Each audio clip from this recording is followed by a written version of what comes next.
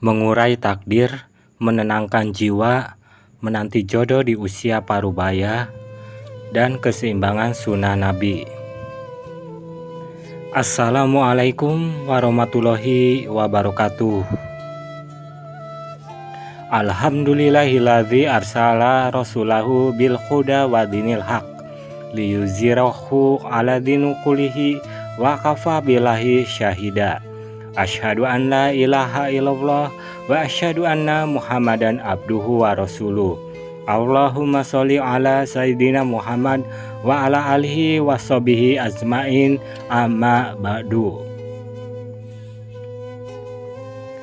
Dengan segala kerendahan hati di hadapan majelis yang mulia ini, mari kita tundukkan hati merenungi setiap firman dan sunnah, seraya memohon agar Allah membukakan pintu hikmah dan ketenangan dalam setiap ujian kehidupan kita.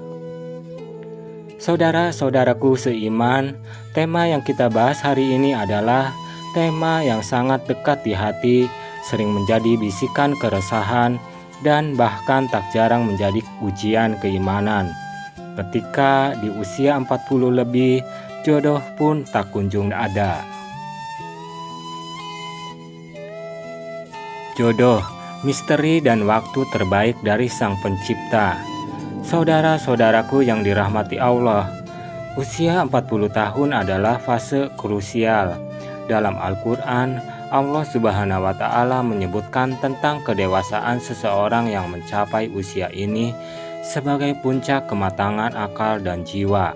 Surat Al-Haqqaf ayat 15.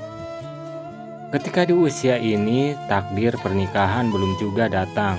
Wajar jika muncul tanya, cemas, dan bahkan gejolak dalam jiwa.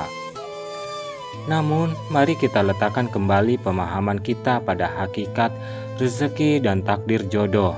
Seperti halnya rezeki, kematian, dan ajal adalah ketetapan Allah yang paling rahasia dan paling sempurna waktunya. Allah berfirman, dan segala sesuatu pada sisinya ada ukurannya. Quran Surat Ar-Ra'd ayat 8. Waktu datangnya jodoh bukanlah ukuran kemuliaan seseorang di sisi Allah. Ia adalah amanah yang akan datang tepat pada waktunya, tidak lebih cepat, tidak pula terlambat. Fokus kita seharusnya bukan pada kapan datangnya, melainkan pada kualitas diri saat menanti. Menjawab keraguan, sunnah Nabi dan kedudukan seorang Muslim. Pertanyaan paling menyakitkan yang sering menghantui adalah, apakah saya termasuk bukan bagian dari sunnah Nabi? Jawabannya tegas, tidak. Seseorang yang belum menikah di usia berapapun, selama ia telah berikhtiar dan tidak menolak pernikahan tanpa alasan yang syar'i, tetaplah bagian dari umat Nabi Muhammad SAW. Hukum menikah fleksibel. Benar, Nabi SAW bersabda, nikah itu adalah sunahku. Barang siapa yang tidak suka sunahku, maka ia bukan golonganku. Hadis riwayat Bukhari dan Muslim.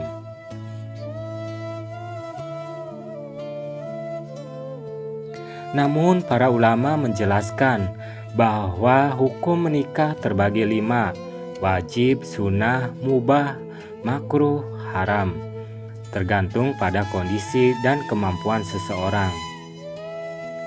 Bagi yang belum mampu atau belum bertemu jodoh, ia tidak berdosa dan tetap melaksanakan sunnah Nabi yang lebih luas, yaitu menjaga kehormatan diri. Menjaga ifah atau kesucian diri adalah sunnah utama. Dalam hadis yang sama, Nabi menyarankan bagi yang belum mampu menikah untuk berpuasa, karena puasa adalah benteng atau perisai. Ini menunjukkan bahwa menjaga diri dari maksiat yang disebut ifah adalah sunnah yang sama pentingnya, bahkan menjadi kewajiban bagi setiap muslim, terlepas dari status pernikahan. Prioritas takwa. Muslim yang paling mulia adalah yang paling bertakwa, bukan yang paling cepat menikah. Selama kita menjaga sholat, berbakti kepada orang tua, menuntut ilmu, dan berbuat baik, kita berada di jalan ketaatan. Ketahuilah, ketaatan Anda dalam kesendirian saat ini jauh lebih bernilai daripada pernikahan yang didasari nafsu atau tergesa-gesa tanpa landasan takwa. Menghadapi cibiran dan ketakutan, keburu kiamat. Saudaraku, ujian terberat seringkali datang dari lisan manusia. Menyikapi cibiran dan gunjingan adalah hadiah yang dikirimkan oleh Allah dalam bentuk ujian kesabaran. Abaikan suara manusia, dengarkan suara hati. Ingatlah firman Allah, kami telah menentukan antara mereka penghidupan mereka dalam kehidupan dunia, dan kami telah meninggikan sebahagian mereka atas sebahagian yang lain beberapa derajat. Quran Surat Az-Zukhruf ayat 32. Jodoh adalah urusan Allah, bukan urusan lisan tetangga. Pikirkanlah pahala kesabaran yang Anda dapatkan karena dicibir. Perbanyak istighfar dan doa. Jadikan cibiran sebagai pengingat untuk muhasabah atau introspeksi diri, bukan untuk marah. Balaslah dengan doa terbaik untuk diri sendiri dan bahkan untuk yang mencibir. Doa Nabi Zakaria alaihissalam yang menanti keturunan di usia senja patut kita teladani. Ya Tuhanku, janganlah Engkau membiarkan aku hidup seorang diri, tanpa keturunan, dan Engkaulah ahli waris yang paling baik. Quran Surat Al-Anbiya ayat 89. Ketakutan, keburu kiamat. Ketakutan ini adalah bisikan setan untuk membuat Anda putus asa. Kiamat sejati adalah kematian kita. Kita tidak tahu kapan kiamat besar datang, namun kita pasti menghadapi kiamat kecil, yaitu kematian. Fokuslah mempersiapkan bekal yang pasti, amal soleh. Tidak semua kebaikan harus melalui pernikahan.